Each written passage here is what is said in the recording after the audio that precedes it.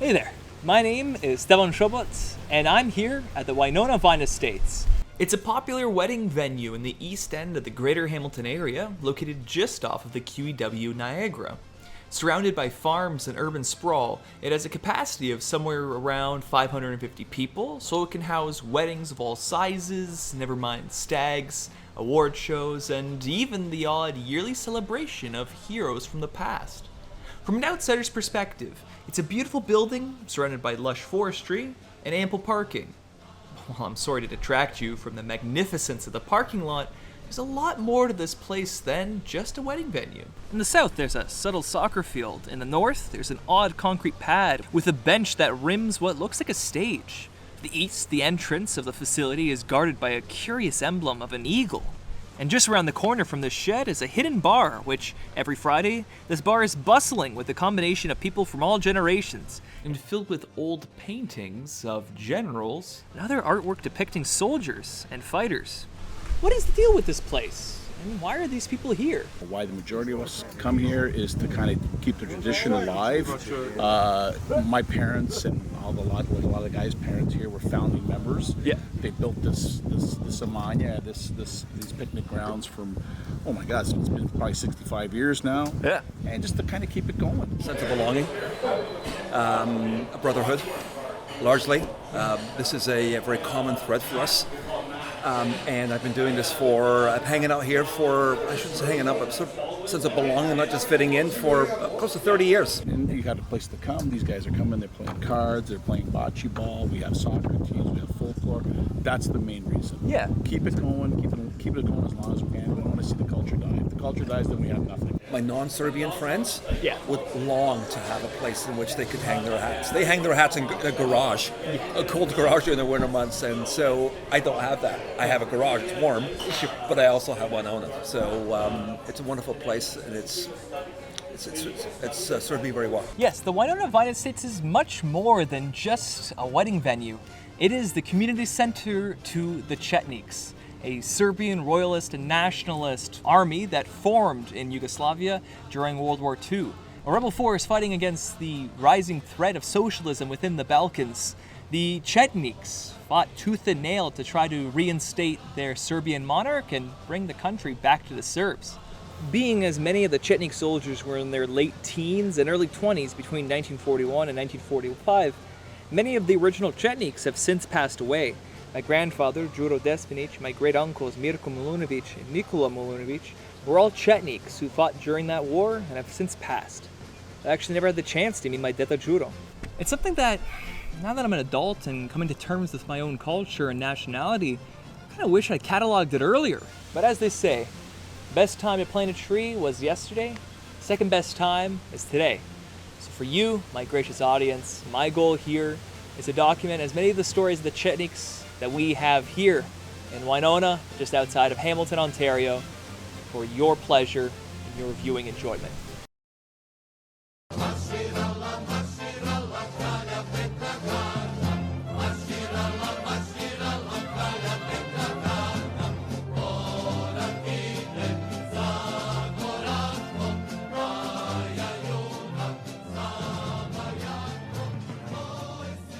For those of you watching here at Dražin Dan, I don't need to tell you a history lesson on who the Cetniks are. You probably know more about them than I do. But for those of you who are unfamiliar, let me just give you a quick crash course on who the Cetniks are. During the beginning of World War II, the Axis forces, prominently those being Germany and Italy, quickly swept through Europe and conquered countries one by one.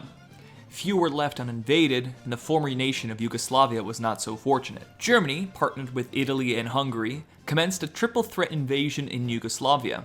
Although possessing greater numbers, the Yugoslavian army was underprepared and had inferior military equipment over the Axis, and was swiftly defeated.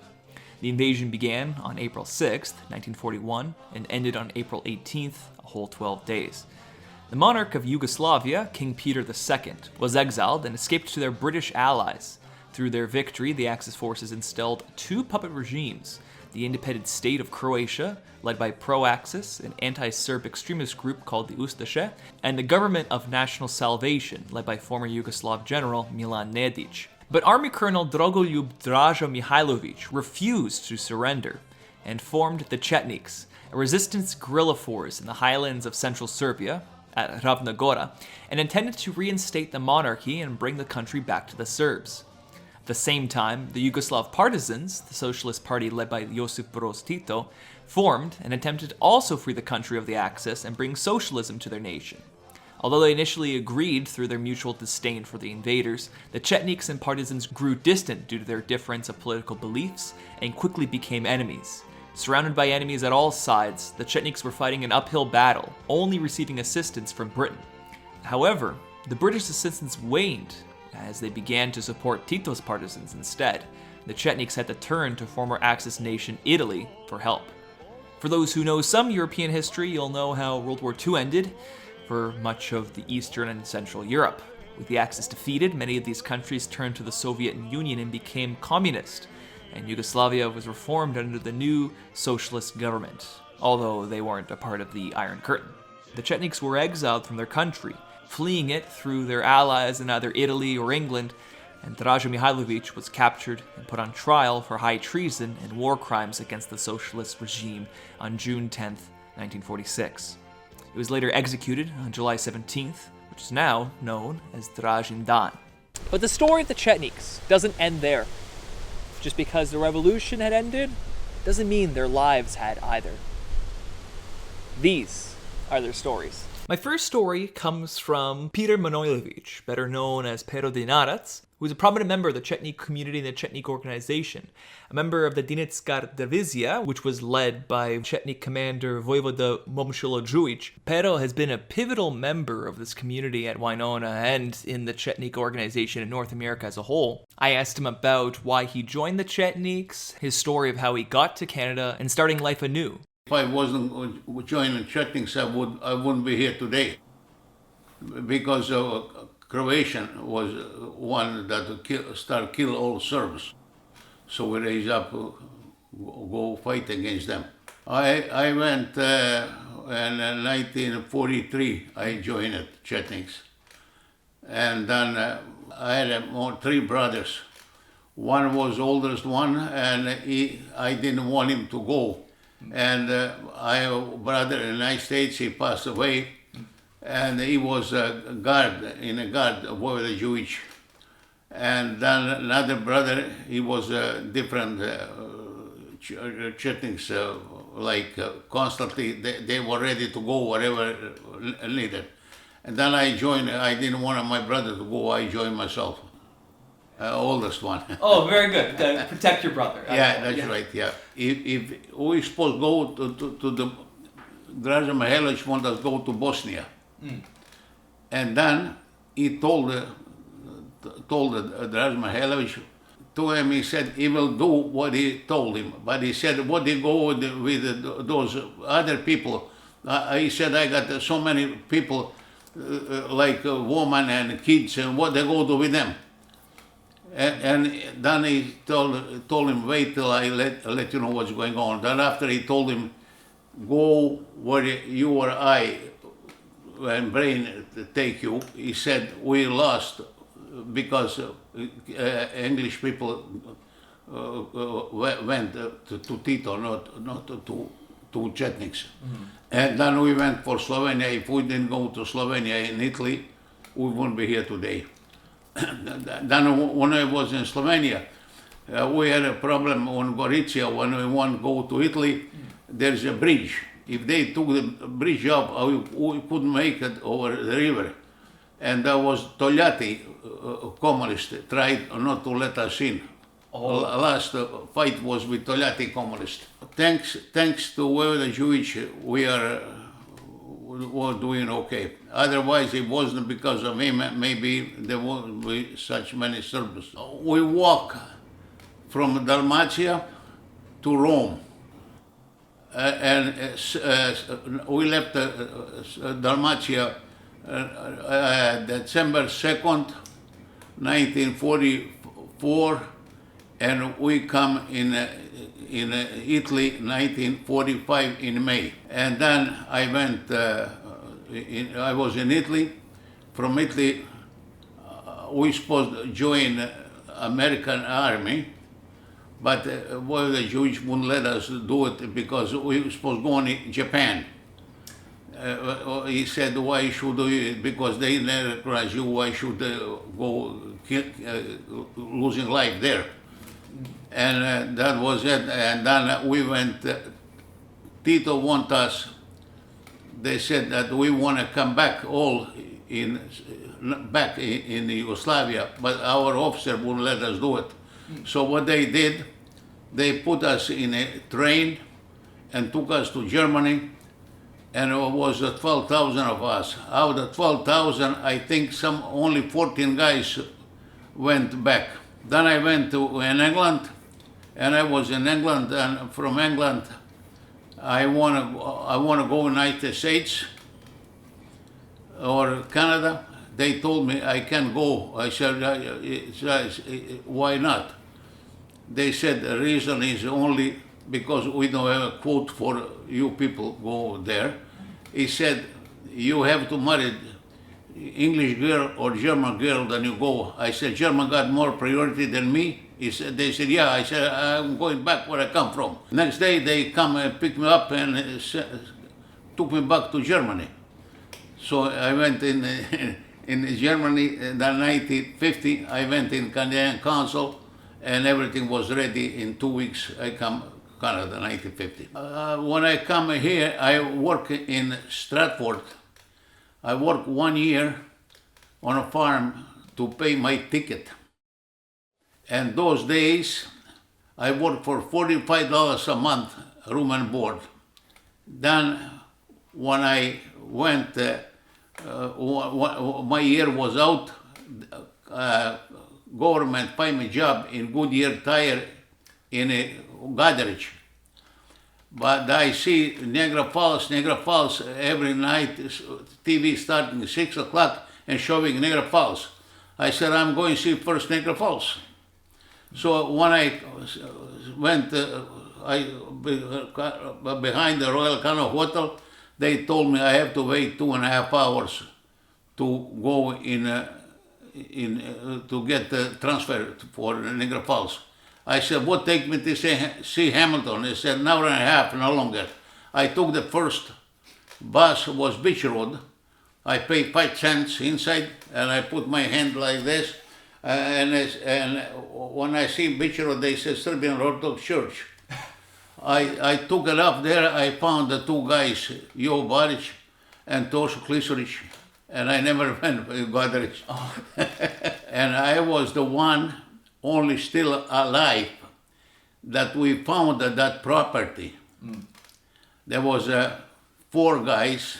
Was Jakšić, and was Stevo Milicević, and Avramović, and myself. We found that property, and when we went, we want to build a new like hall there.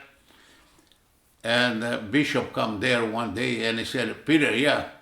He said, why you want to build here? Because there was no asphalt even on this road. I said, well, we made a mistake. He said, at least you would admit. I said, you know why? He said, why?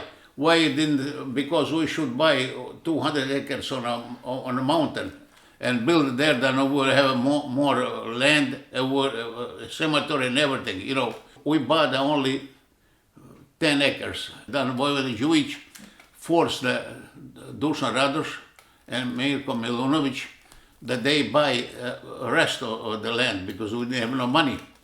Vojvoda Đujić pushed us that we buy some property so they can get together. Because we used to go Dražan Day on a farm that was manager of the Tofasco. And they bought it, and then when I was president, I paid them money what they did it, and I put all one property. Tošo Klisurić was vice president, and then when he passed away, then they choose me. I'm here now since he passed away, 5 years of vice president for Canada. Thanks to the Canada, this is a good country. and we appreciate it. They accept us, but we do best what we can do for them too. Thanks to God, everything was fine. Canada is super country, and I am 94. If I have to fight for Canada tomorrow, I would join army. Petar Radan is another Cetnik that, although a member of the Toronto chapter, has been active in supporting the community and has attended every Dražin Dan that he has been able to. Born in Knina, Dalmatia, Petar was a member of the Pajanska Brigada. After moving to Canada, he started working for the Canadian Imperial Bank of Commerce, or CIBC, and eventually became a bank manager. He retired in May of 1989, where he later worked on the Serbian Cetniks newspaper for over 15 years. Petar has documented a lot of his life in a journal, so I've been given a bit of an in-depth look at a lot of his journey throughout his life. I spoke to Petar about his experiences both in Yugoslavia, moving from refugee camps, living in England, and eventually living in Canada. We left Yugoslavia and then walked through the Yugoslavia, through Lika and Dalmatia, and then went to Italy. We crossed River Socha and then went to Italy. And American soldiers took us from where we live, where we laid down arm to Cesena. And from Cesena, after when the winter comes, we're supposed to go south, and then they transported us to Eboli, near Salerno. We were in Italy for 2 years. I studied a little bit because I had no education. I didn't go to school, so I learned most important things, writing and something like that. And then I learned that my schooling is all in Eboli. They wanted us to deport us to Yugoslavia. And then dickering between Western part of England and America and us or whatever. And then they let us go free. They opened the gate and go wherever you want. From Germany, I went to England. In England, I stayed till 1952. And then from England, we took a boat and to Canada. We traveled 6 days from Le Havre, a city in England, to Montreal. From the boat, we took train to Toronto. And Toronto, at that time, when I came with my father at City Hall, and then I got a job, and my father got a job, and then I joined our people and continued. I worked when I first job. I worked laundry. And then I was working for about a week, and I didn't like it. And then I continued looking for a job, and I got a job in the bank. Petar also mentioned in his journal that he initially applied at the Royal Bank of Canada, where all he needed was his name, address, and desire to work. However, they didn't hire him because the bank said they wanted to hire people under the age of 20. When he applied to CIBC, he lied about his age and told them he was 2 years younger than he was, and eventually got a job at Queen and Bathurst in Toronto. He worked at CIBC at many different branches, including one in Hamilton, from then until 1989, where he was a bank manager at 3 different branches. We had Cetniks in Hamilton, in Toronto. So I belonged to Toronto branch, but we were always communicating to Hamilton. I held various positions in the Cetniks organization, and then after a while, I was the president of the branch. And when we built the hall in Winona, I got $100,000 from a city, and then I was thrown to Hamilton. It's all the time. I also received stories from members who weren't available for interview, but still documented their experiences here at Winona and being a part of the Cetnik community. One such story was from Nena Đujić, whose father and mother were Drago and Anka Ernić. Drago was a founding member of the Memorial Hall, and Anka was a member of the Kolosistara, where she signed up Nana and her sister to folklore at Winona. Nana danced there for 10 years, where she remembers folding newspapers at night with the rest of the group so they could be mailed out, and waiting for Lent to be over so they could get together at the hall for an igranka, where she would fill up on krofner their mothers would make. Another is from Miloš Matijević, who, along with his wife Anja, were members of the Birmingham chapter of Cetniks until they moved to Canada in 1978. Anja joined the Circle of Sisters while Miloš was the secretary for 14 years. Another is from Vera Moore, whose parents, Radomir and Katarina Todorović, were first-generation Cetniks who had to escape to Germany after the war and came to Canada in 1956 with their 3 children. They moved to Canada knowing of the growing Cetnik community here in Hamilton, and her father Radomir found employment at Stelco. He also assisted in starting the first folklore group in Winona, where her 2 brothers danced in. Vera's brother, Roger, was the president of Winona for years, where he helped in many decisions to keep the Cetnik organization alive and thriving. Her family have been pivotal in the folklore organization as well as the Dražin Dan golf tournaments. I also met up with Đuro Budimir, another Cetnik who has been a big part of Winona, documenting and writing about the Cetniks in the world. He's also provided me with a wealth of images and information for this documentary. Although he didn't want to be interviewed, he did want to present an introduction to Winona.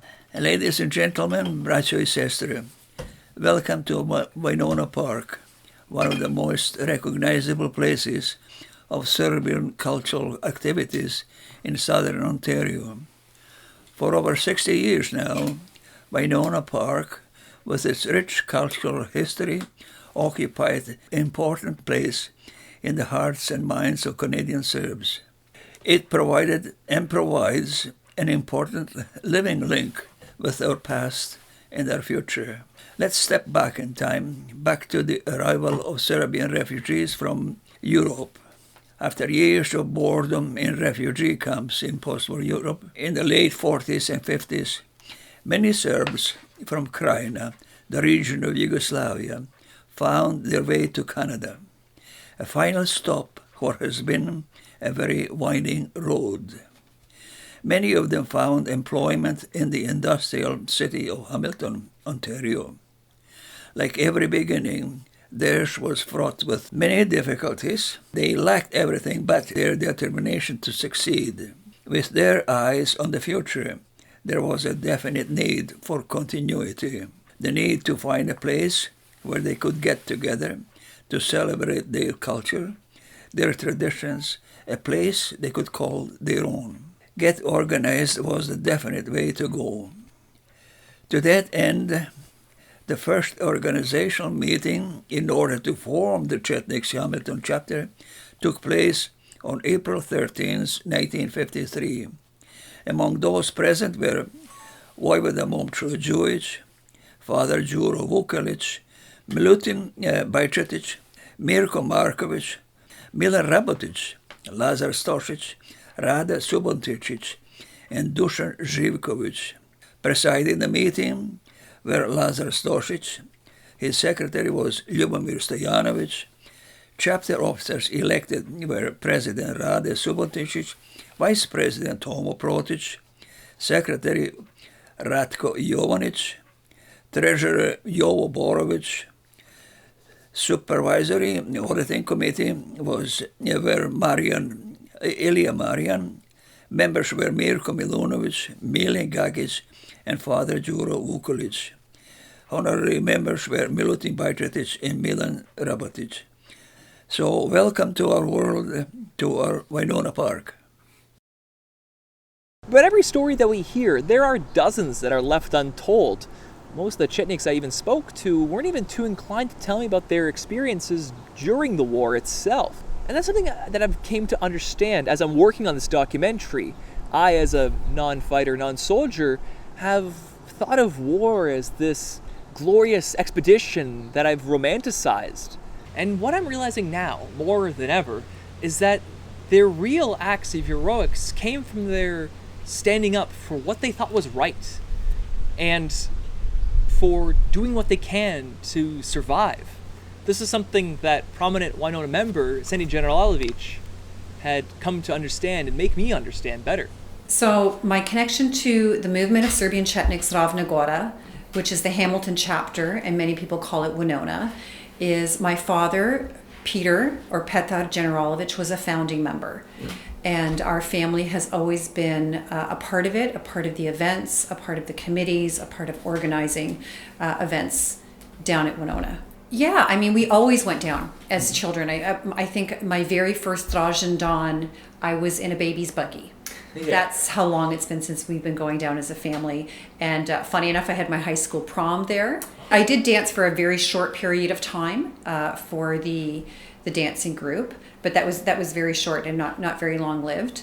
After that, got very involved with helping with Dražen Dan, and then did a little bit with the golf tournament. And currently now I am the president of the Cetničko kolo Sestara. Yeah. He definitely was a participant in purchasing of the land when they chose to come all the way out here, which back then was way out here. It was quite far away. Yeah. My father was also a treasurer for a period of time, as well as being the treasurer at the church as well. He was very involved in both aspects of our Serbian community. Once the war was over, he was in a displaced persons camp in Trieste, Italy, and then from there they moved to Germany, and he then eventually made his way to Wales and started working in the coal mines in Wales, where he met my mother, and that's where he met my mother in Pontypridd, Wales. Worked in the coal mine, felt that he couldn't do that any longer. It wasn't a safe environment for him, so they decided to pack up and make their way to Canada. Right there is one of the trunks that they packed their things in. They had two trunks. They sold one and kept one. And they made their way to Canada by boat with my Uncle Jovo, my dad's oldest brother, and to try and look for a new life, actually in the United States. He was writing to two of his cousins in the United States, and he was supposed to make his way to Farrell, Pennsylvania, but ended up landing in Montreal, then went to Toronto, and then came to Hamilton because they knew some people in Hamilton. Lived with the Manojlovic family, which was Peter and Olga Manojlovic. And Slavko actually said learning English really helped him because my mother, who is Welsh, didn't speak Serbian. That's how he kind of learned a lot of English. Dražen Dan is always the biggest one. It's the third Sunday in July, and you never did anything else. You couldn't wait for that weekend to come, and people came from all over. The States, I know that one year I had an uncle who he wanted to plan his trip from Wales to be here for Dražen Dan weekend, and then years later his son did the same thing. It was the event. And it was so much fun. It was so much fun. I mean, being so connected with the Serbian community has provided me with numerous, I called not blood-related cousins. Yes. There's so much family and best friends that this community generated. And I cannot give enough credit to the men and the women that worked so hard and tirelessly to make these events happen. I was just recently at the 63rd Slava for the Cetničko kolo Sestara, and I asked the question, what do you think was the largest amount of people that the sisters ever cooked for? And a previous president of the sisters, Mira Kotić, and we were talking, and she said, I think it was at least 7,000 people. And when you're going back into a tiny kitchen, and everything was homemade, and everything was cooked, and I can't imagine the gentlemen that were back in cooking the lambs for that amount of people was unbelievable. So that for me was the big event. That was the biggest event and you just enjoyed. You danced kolo. There was singing. There was meeting new people. There was people connecting with people they hadn't seen in years. And then watching Vojvoda do his speeches on stage, and the people just in silence watching him and listening to what he had to offer, and him being there every year to address the gentlemen and women that fought in the war and sending a message. And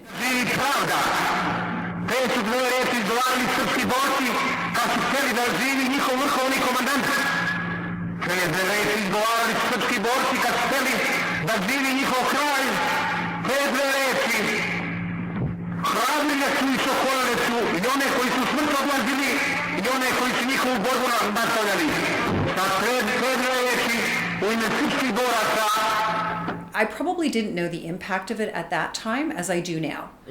To think, Vojvoda Momčilo Đujić, he was their leader, and he was here to share the message and to be with the people all the time. So very, very impressive.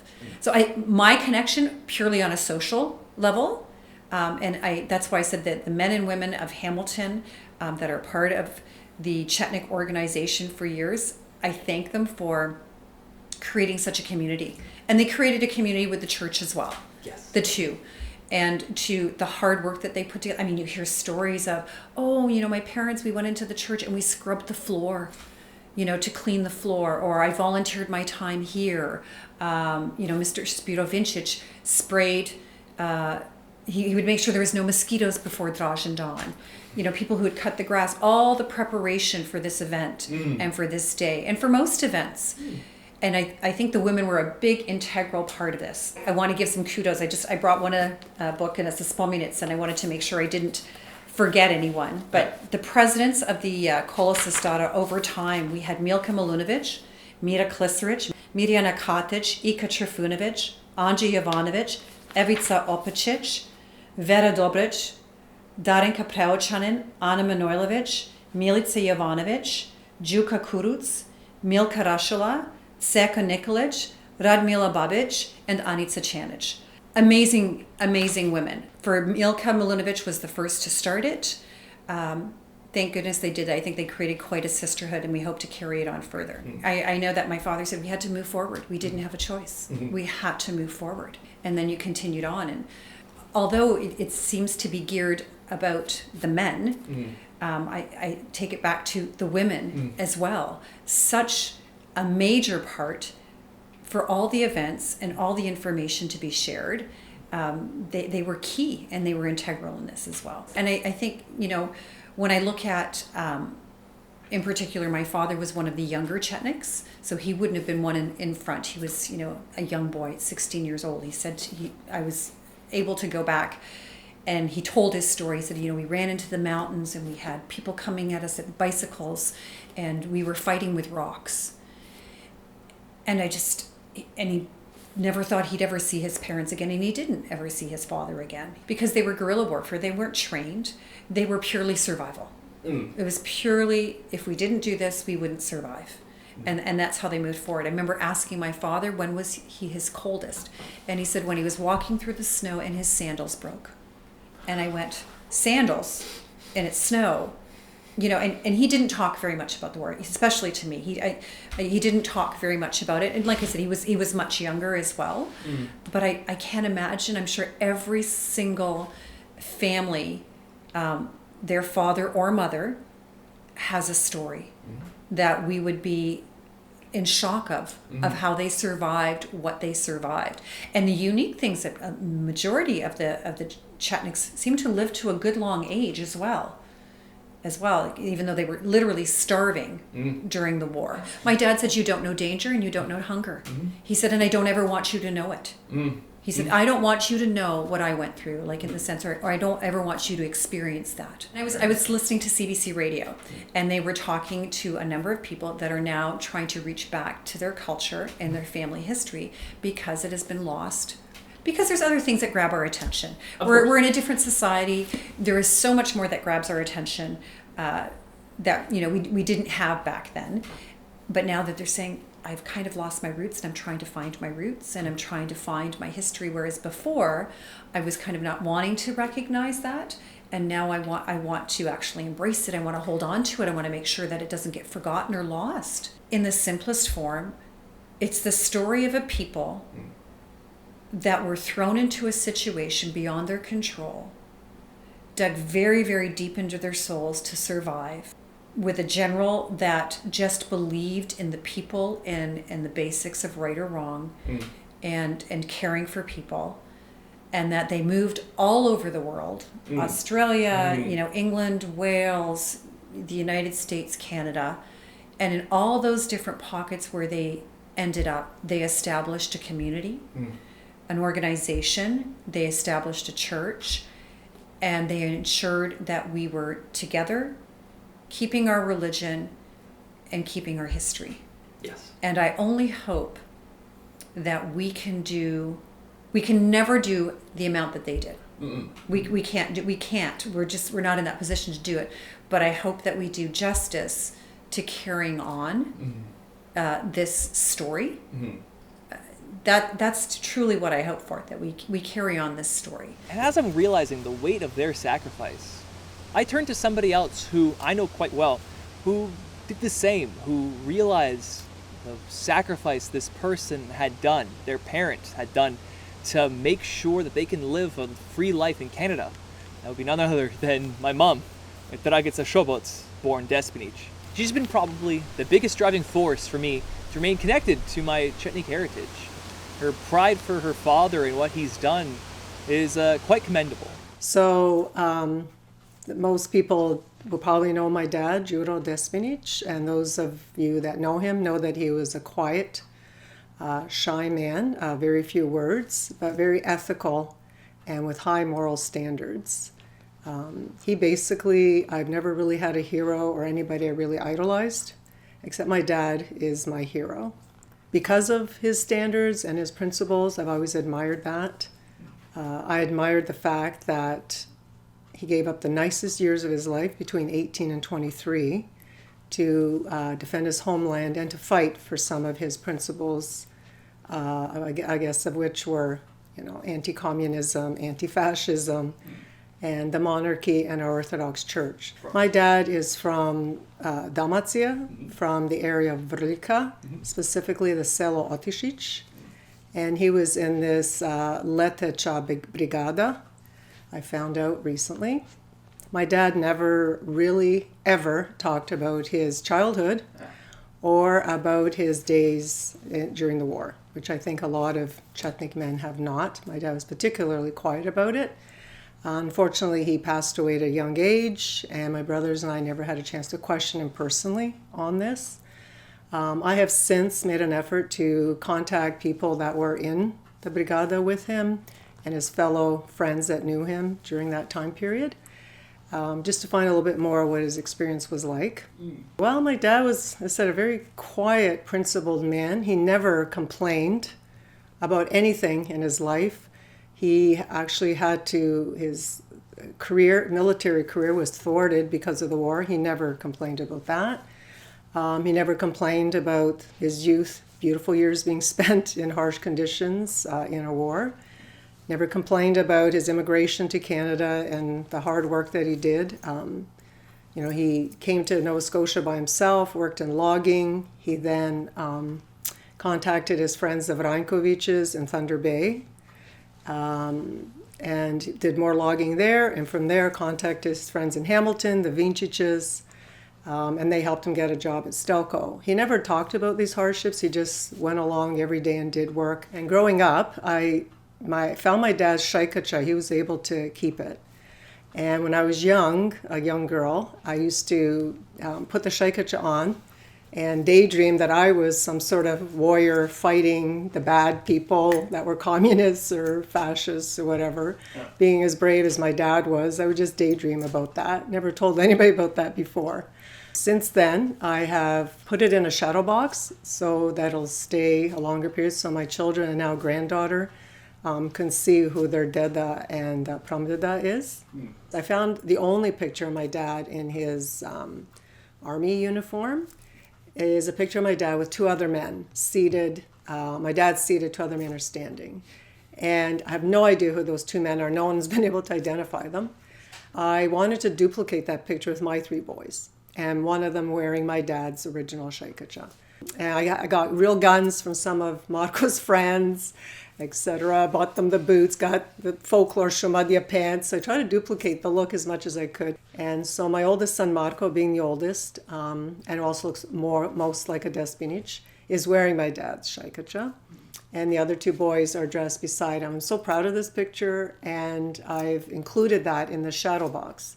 with my dad's actual shaikacha, with his army record that I found just 2 years ago.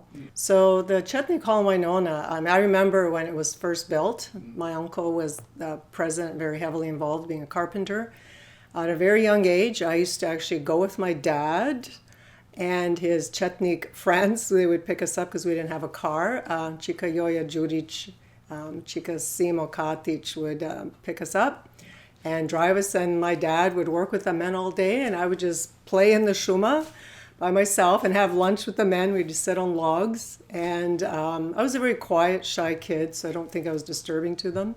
And on the way home, often one of those men would buy me an ice cream at the Dairy Queen. And then, of course, there's Dražindan, which, again, having a whole family of Cetniks was a big deal. And from an early age, my mom is a seamstress, so she would make us matching dresses. I know that seems corny, and no one would ever do that now. I wouldn't make my daughter do that either. But at the time, it was kind of cute and cool. So we always would plan weeks in advance what we're going to wear, what kind of picnic we're going to take as well. So it was like one of the big family events was going to Dražindan. My kumovi, the Dragićes, would descend upon us from Sudbury, my and 3 boys. So they would come and stay with us in our small little cramped house on Graham Avenue. And of course the actual picnic, spending the whole day, always getting dirty and all this stuff that happens to kids at Dražindan. And more specifically, my aunt, Milka Milunović, made me be one of those princesa. That was a thing we had back then, where there'd be a young girl from different cities, Windsor, Toronto, Hamilton, represent their city, and we'd go around collecting money. And of course, having my Aunt Milka as my aunt, no one dared refuse her any donations. So I managed collecting the most and won to be the Kraljica of Dražindan back when I was 7 or 8 or some age like that. Right. Also, another very vivid memory went on for years and years was Vojvoda Momčilo Đujić was my uncle's kum, so we called him as kum, as well as being the general, and he always stayed at my uncle Mirko's house. And so my parents always taught us that you always had to go say hi to all your kumovi and all your family. So I always had to go say hi to Vojvoda. And he, every year, repeated the same story, no matter how old I got, in spite of getting married and had bring children myself to Dražindan. He repeated this story that when I was a baby, there was a potential medical issue they weren't sure about. I had to go to sick kids in Toronto. Nobody had a car back then. He happened to be in Hamilton. And he drove my parents and myself there. My mom, like a new mother, was distraught. Mm-hmm. And he kept saying to her, Sofia, there's nothing wrong with this baby. Look at her skin. Look at the way she looks. She's a healthy baby. You're worrying for no reason. Of course, I didn't calm my mom down until the doctors in Toronto said the exact same thing. Your baby's extremely healthy. There's nothing wrong with her. So he keeps repeating how he was right and how Sofia was distraught and crying and how this girl is still alive and well and grew up to be a mother and etc. That story was told by anybody who was sitting around, and anytime I approached him, which was every year at Dražindan. And as we got older, of course, we would go to visit friends and meet new people, because as you all know, people came literally from all around the world to that event when in the olden days. So it was always nice as we got older, and then as I was married, I would go with my husband and my children, and then it was like a nice picnic day. And even to this day, until the last 2 years, my 2 boys, Marko and Stevan, danced with St. Nicholas Folklore Group in Avalon. They would perform every year. So the tradition of them coming with their whole dance group and making a whole day of it and drinking and sitting and eating outside all day. So my memories have changed over the 60 years I've been going to Dražindan, but all good ones, but a little bit different, which makes it interesting. I look forward to taking my granddaughter one day, God willing, to experience Dražindan in her way. Not everyone here at Dražindan or everyone watching this is the descendant of a Cetnik. There were a small contingent of soldiers, farmers, locals, priests, and anyone willing to take up the mantle for king and country back in the former Balkan country of Yugoslavia. According to online sources, they were a force just around 93,000 strong. This is a very small number of soldiers for something that has become more than just a footnote in history. It's become a symbol of Serbian patriotism, and more so, their exile inadvertently helped spread the culture of the Serbian people across the globe. But what I'm getting at is that from something so small came something much greater. My people are using it as a strength to our character and something to remember where we came from. Where have you come from?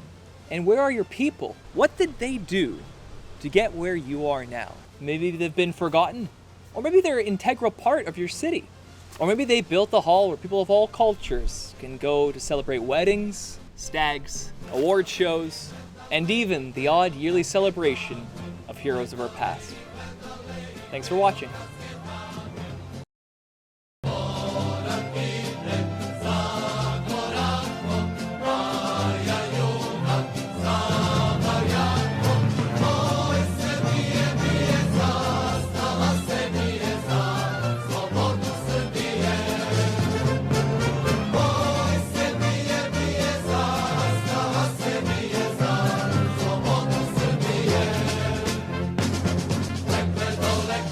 Dole,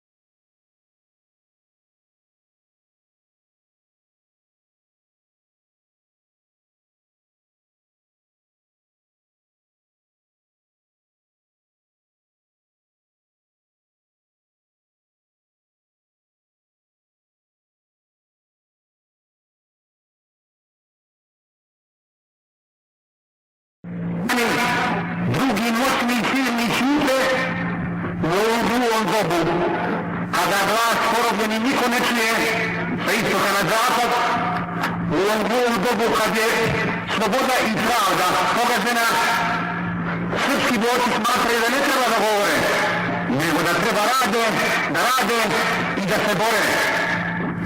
Ali, mi nećemo propustiti vaše veličanstvo, ni ovo gulo doba da mirno i gulo bude, mi ćemo ga uzbuditi i preorati sa dve reči. A te dve reči izgovarali su valjda oni koji su odlazili u smrt za kralja i otadžbine. Te dve reči kliknali su srpski borci onda kad su hteli da živi sloboda, onda su te dve reči izgovarali. Te su dve reči izgovarali srpski borci kad su hteli da živi pravda. Te su dve reči izgovarali srpski borci kad su hteli da živi njihov vrhovni komandant. Te dve reči izgovarali srpski borci kad su hteli da živi njihov kralj. Te dve reči hrabrile su i sokolile su i one koji su smrt odlazili i one koji su njihovu borbu nastavljali. Sa te dve reči u ime srpskih boraca i sredbenika besmrtnog generala Draže, ja sam vas vaše veličanstvo pozdravio i sa te dve reči ja vas isplaćam, želeći vam sretan put, a te dve reči odjekivali su kroz srpske gore i planine, kroz naše duše i naša srca. Živio kralj!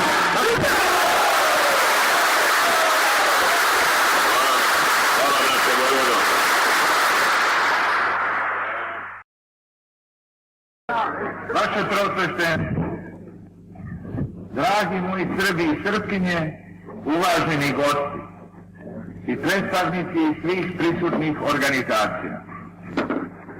Po prvi put, evo, posećujem gotovo sve veće naseobine po Americi i Kanadi. Cilj ovog mog puta je da se sa našim narodom vidim i upoznam i pozdravim. Da uđem u njihove probleme i upoznam se sa uspesima i teškoćama sa kojima se vi svi srećete u vašem svakidanjem životu. Mogu vam reći da ste me svi vašim napretkom obradovali. Meni nije teško shvatiti život naše nove emigracije. Posebice i ovdje u Kanadi, gdje je većina nove srpske emigracije. Ko upravo danas sačinjava današnji živaj Kanade? Sve tajni emigranti iz Evrope. Od njih je formirana i kanadska nacija, čija je zemlja, kao i ona Amerike, postala političko utočište za sve progonjene i slobode zemlje narode sveta. Kao što vidite, sudbina emigranta nije ni mene mimo išla, valjda je to samo proviđenje htjelo da i ja u svojim mladalačkim godinama doživim sudbinu mojih velikih predaka i istujem čašu gorčine emigrantskog života. Jer svi su oni počev od moga prapradede Vojvoda Karadžorđa bili imigranti ko više, a ko manje vremena. Ja se pak nadam i u Boga uzdam da će skoro doći kraj sunelima u našoj zemlji i da ćemo se svi mi koji to želimo povratiti da vaspostavimo režim demokratije i onih sloboda koje je naš narod sa ostalim narodima Jugoslavije uživao pod upravom mojih predaka i koje uživaju građani ove zemlje ovdje, bez obzira na veru, poreklo i nacionalnu pripadnost.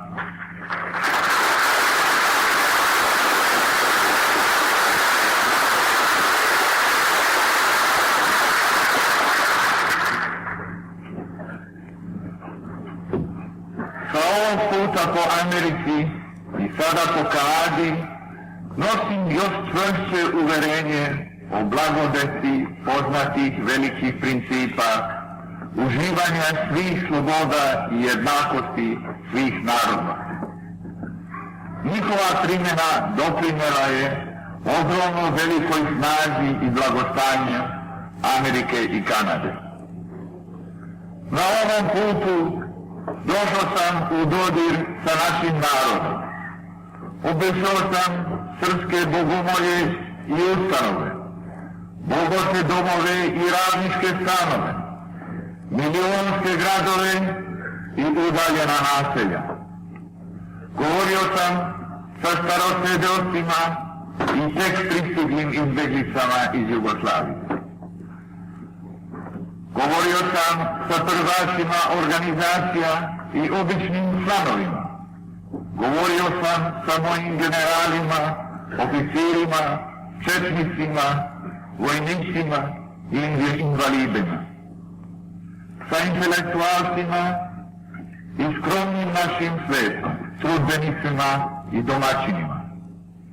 Svuda sam naišao na isti duh, taj niskog duh, nepokolebljiv duh ispunjuje me gordošću i pouzdanjem. Sutra se vraćam nadahnut za dalji rad novom snagom koji mi je ulila njihova i vaša vera i odlučnost.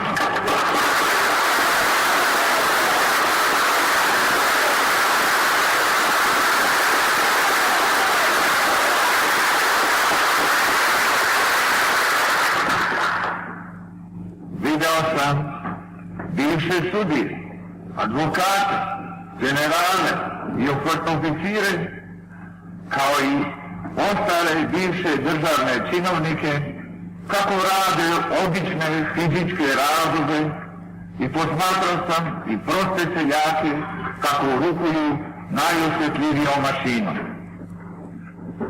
Niko se od njih nije time osjećao ponižen u ovim zemljama, u kojima se ni jedan pošten posao ne kosi sa ljudskim dostojanstvom. Svi oni uključili su se u stvaralički način života Amerike i Kanade i daju u svoju lojalnost doprinose napretku zemlje koja im je pružila utočište. Žene u većini pridružile su se svojim muževima i zaposlile, podnoseći veliki deo tereta u izdržavanju kuće i školovanju dece. Uspesi naše dece u školama prosto su iznenađujući. Ona su svuda prva. Gor sam što mogu da vam kažem da je i moj sin, prestolnačelnik Aleksandar,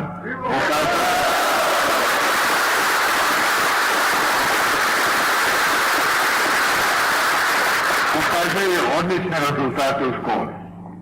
On će uskoro doći da provede raspust među svojim vršnjacima u letovalištu manastira Svetog Save u Libertyvilu i u Šejdlandu.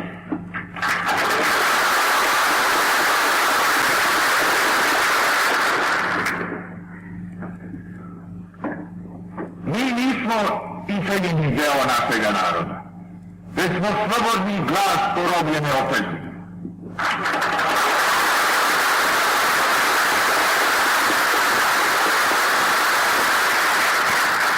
Njenim narodima zapušena su usta najbrutalnijim metodama komunističke diktature.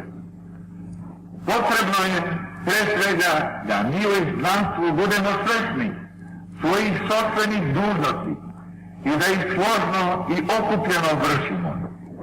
Jer sad naš posao u emigraciji svodi se na to, na svesti koje dužnosti i ko među nama valja da ih vrši.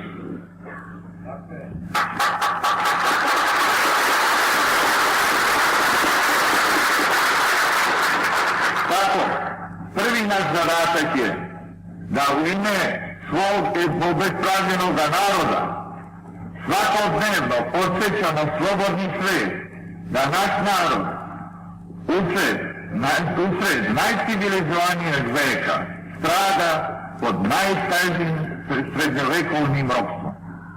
Da ga opominjemo da je on sam, taj slobodni svet, mnogo kriv za takvo stanje stvari. Da ga upozoravamo da će njegova sopstvena budućnost sve dokle biti ugrožena i ugrožavana istim lancima ropstva, dokle god ne budu raskinuti lanci koji okivaju naš narod i druge narode pod sličnim režimima.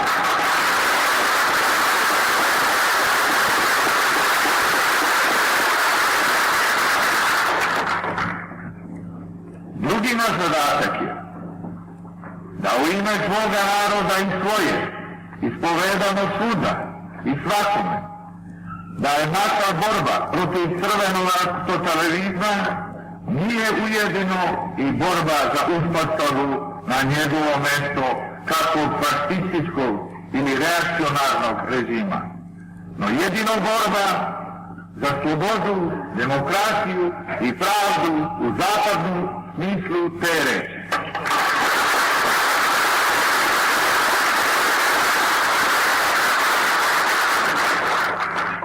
Treći zadatak je da pribiramo našu omladinu koja u sve većem broju napušta rodnu grudu, tražeći bar trenutno da slobodno predajme, makar i u tuđini, i da joj pomognemo da nađe sebe i svojom komunizmom zatravljenu dušu, i da je učimo demokratskim principima i da je tako spremamo da sutra u svojstvu svesnih i izgrađenih građana može sa svojim drugovima u zemlji da primi na svoja pleća teret narodnih i državnih poslova, jer nam mlađima svet ostaje.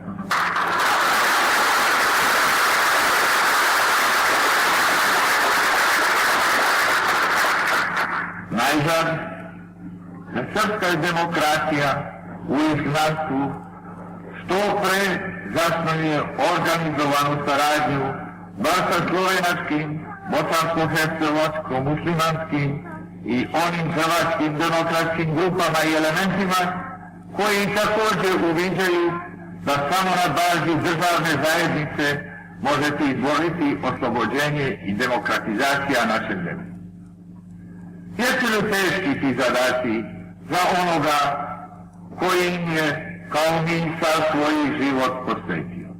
Ili je teško podeliti te poslove, za koje se traži samo ljubav prema svom narodu koju mi već godinama posvedočavamo? Mislim da se razumemo. Nešto ima za svakoga i za sve, ali treba svakome dati svoj posao. I demokratski poštovati svačije iskreno političko uverenje i bratski tražiti samo ono što nas može sve združiti. Danas u zajedničkoj borbi protiv tiranije nad ovim.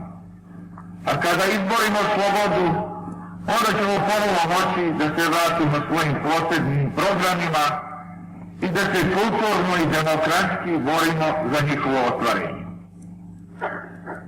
Pri svom stupanju na presto, ja sam obrekao i Bogu i narodu i svojoj savjesti da ću vladati samo kao demokratski kralj i da se tako ne samo imenom svojim, no i delima pokažem dostojan svoga velikog dede.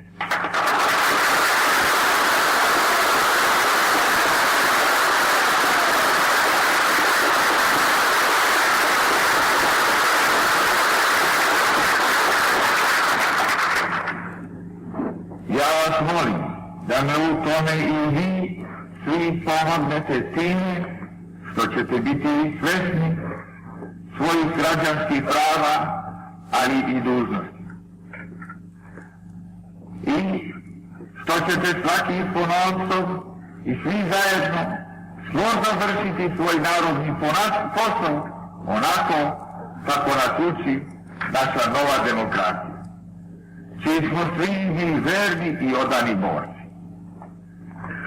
Moja dinastija je iznikla iz naroda, iz seljačkog gunja i opanka.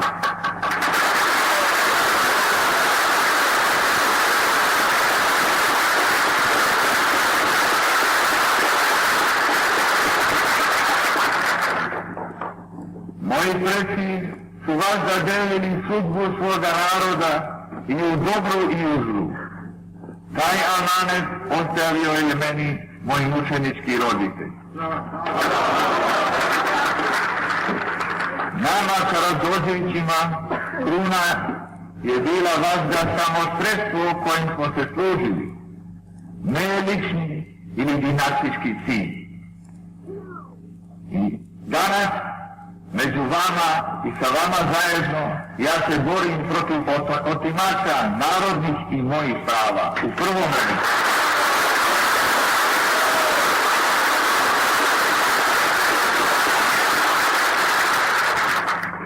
U prvom redu da našem narodu i našoj velikoj državi vratimo slobodu i demokratski politički poredak. A onda ću ja prvi tražiti da slobodan narod kaže na kome je car.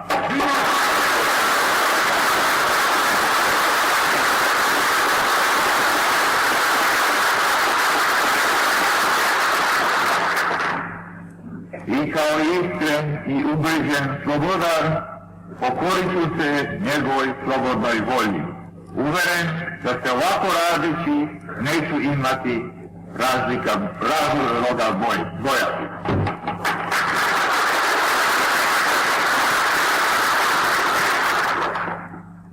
Ja sam, braćo moja, još u školi naučio da dobro pravim razliku između dva pojma.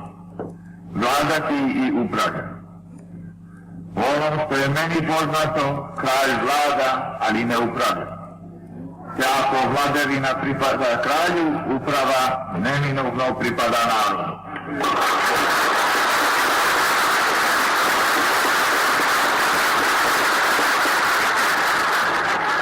To je jedno.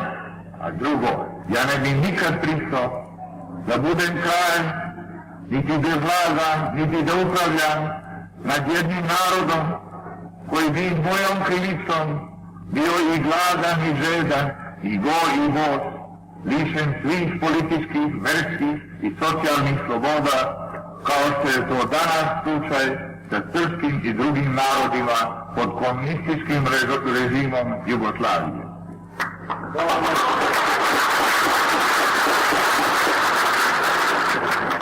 Na kraju, ja vam zahvaljujem svima što ste mi omogućili ovo viđenje i ovaj razgovor sa vama. U ime toga, ja vas, braćo i sestre, Srbi i Srpkinje, iz svega srca pozdravljam. Živeli!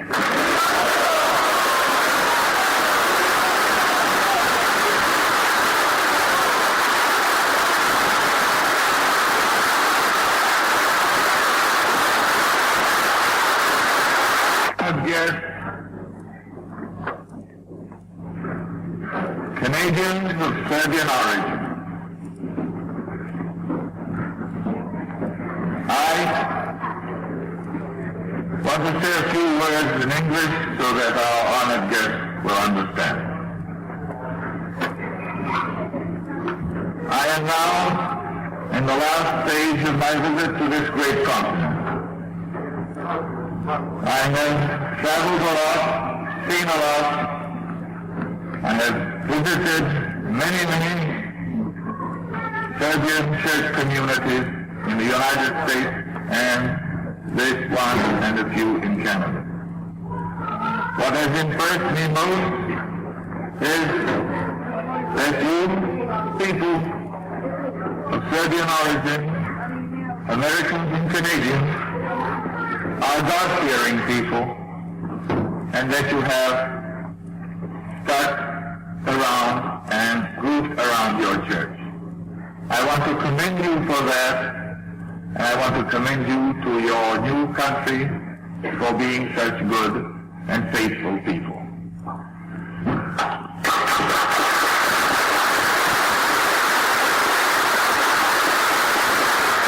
Above all, I ask you to be above all good Americans and good Canadians.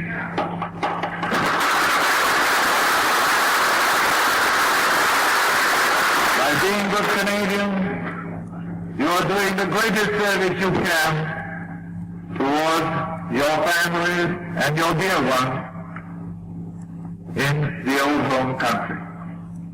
I thank you again for showing your kindness in inviting me here.